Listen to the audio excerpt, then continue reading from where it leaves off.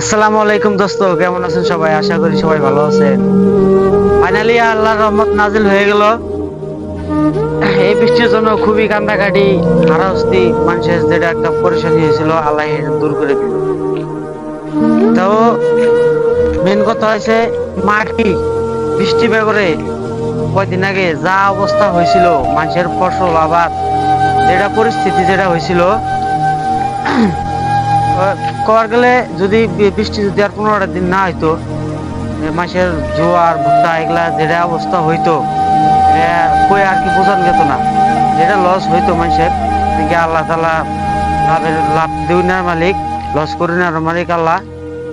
যা করার আল্লাহ ভালোই করে। পানি টানি হয়ে একবার ভালোই বাইচে গেছে পানি টানি। আর মাসের একেবারে ভুট্টা টুট্টা গাছ যা আছে সব একদম খিলখিলে, মানে হাইসে দিছে, একেবারে তো খেত হাইসে দিছে।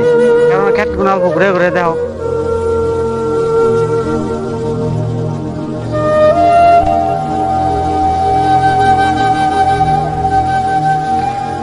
ইনি হইছে আল্লাহর রহমত, বুঝছেন? আমরা কোন কোন বস্তুটা অস্বীকার করবো, কোনো বস্তু অস্বীকার করার নাই। এটা অস্বীকার করবো, ওটা অস্বীকার করবো, কথা আল্লাহর ছাড়া আমরা একটু বিন্দু পরিমাণও চলা হবো না, ঠিক আছে? তো ওই জন্য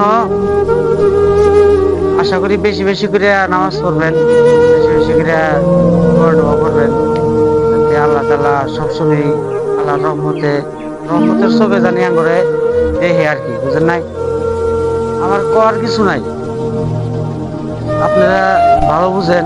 আল্লাহ আনগরে বুদ্ধি ভালো দিছে, যেন আমি চাই না কারো কোনো ক্ষতি হোক, লস হোক। যেন আল্লাহর কাছে বেশি বেশি করে দোয়া করবেন। খোদা হাফিজ।